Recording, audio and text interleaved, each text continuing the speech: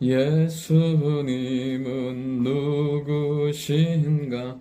우는 자의 위로와 없는 자의 풍성이며 천한 자의 높음과 잡힌 자의 노임되고 우리 기쁨 되시네.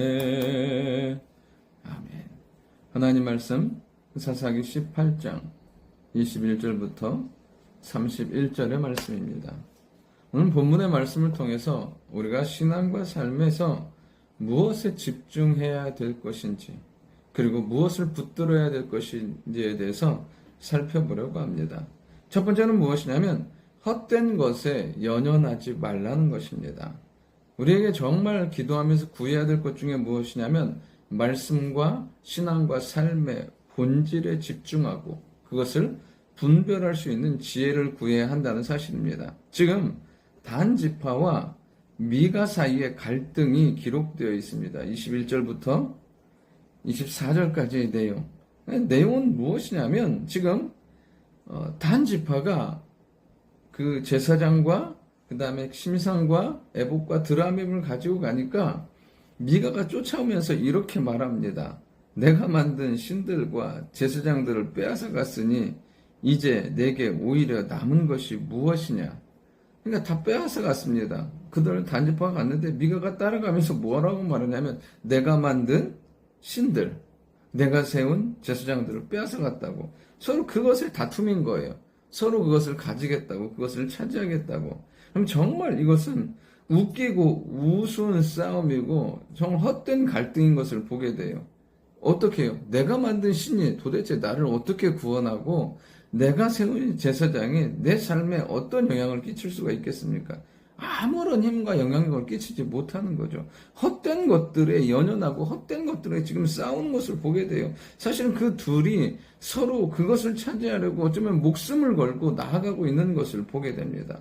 그리고 오늘도 우리가 신앙과 삶에서 무엇에 집중해야 될 건지를 정말 온전히 붙들고 이런 헛된 것들을 제하며 나아가는 거예요. 내가 악착같이 붙들려고 하는 그것들이 나를 살리는 게 아니에요. 베드로가 사도행전 3장에 보면 성전 미문에서 앉은 그 나면서부터 못 걷게 된 사람을 향해서 했던 말은 이것입니다. 은과 금은 내게 없거니와 내게 있는 이것으로 내게 주느니 곧 나사렛 예수 그리스도의 이름으로 일어나 걸으라. 여러분 그렇습니다.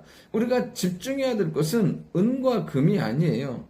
해야 될 건 뭐냐면 나사렛 예수 그리스도의 이름의 능력, 예수 그리스도를 향한 온전한 믿음이 우리의 삶을 새롭게 하고 능력 가운데 살게 한다는 거예요. 헛된 것은 줘버리는 거예요. 바울처럼 배설물처럼 여기고 포기하는 거죠.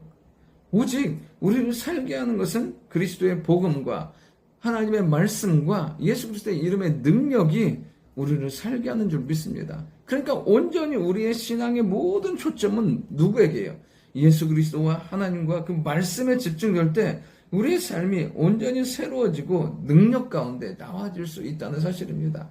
오늘 하루 우리를 헛되게 하고 우리의 삶 가운데 집중하게 하지 못하는 그 모든 것들을 제하여버리고 하나님께 집중하며 나아가는 은혜 하루가 될 수 있기를 원합니다.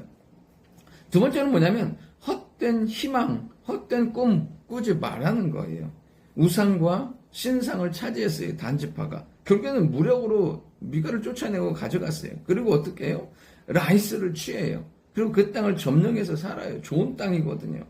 근데 그 우상과 신상과 그 제사장 그리고 그 땅이 그들에게 평안과 행복을 줄 것 같지만 절대 그렇지 않다는 거예요. 창세기 13장에 보면 이제 아브라함과 조카 롯이 갈라지게 돼요. 재산 때문에 일어난 갈등으로. 근데 롯이 먼저 땅을 택하는데 요단 온 들을 택해요. 근데 그 땅을 보면서 롯이 가졌던 감정은 무엇이냐면 그 땅을 보니까 물이 넉넉하고 너무 좋은 거예요. 어디 같아요? 에덴 여호와의 동산 같고 애국같이 좋게 느껴지는 거예요. 그럼 그 땅을 차지해서 가요. 근데 결국에는 어떻게 돼요? 이 롯은 그 망하는 소돔과 고모라를 향해서 점점 들어가고 나중에는 결국 포로로 잡혀가고 거기서 끝나는 게 아니에요. 아브라함이 구해오지만 결국에는 소돔과 고모라가 망할 때 또 아브라함의 기도로 구함을 받지만 결국에는 그의 딸들과 동침하는, 그리고 정말 아픔의 이름으로 남는 것을 보게 돼요. 반면 어떻습니까? 아브라함은 이 롯이 떠난 후에 하나님께서 그에게 찾아오셔서 말씀하세요. 동서남북을 바라보라고, 보이는 땅을 내가 너와 내 후손에게 주겠다고 말씀하세요. 완전히 달라지게 되는 것을 보게 돼요. 롯은 그 땅을 보면 희망과 소망을 품고 갔지만 완전히 망하게 되고, 아브라함은 아무것도 없는 적막한 자신의 후계자라고 생각했던 그 롯이 먼저 배반하고 떠나가지만 하나님이 찾아오셔서 그의 인생과 삶에 놀라운 것들을 보여주시고 알게 하시는 것을 보게 돼요. 오늘도 우리가 하나님의 말씀을 통해서 깨닫고 하나님의 말씀을 통해서 소망을 붙들게 되면 그 인생과 삶이 새로워지게 된다는 사실이에요. 다니엘서 2장 9절에 보면 다니엘이 말씀을 통해서 이스라엘 백성들이 어떻게 해요? 이 바벨론에서 70년 포로 후에 돌아갈 거라는 걸 깨닫고 9장 3절부터 19절까지 처절하게 기도해요. 하나님 도우시고 회복시켜 달라고. 그 처절한 기도를 통해서 하나님 앞에서 회복을 기대하며 나아갈 때 하나님의 놀라운 회복의 역사가 일어나는 것을 보게 됩니다.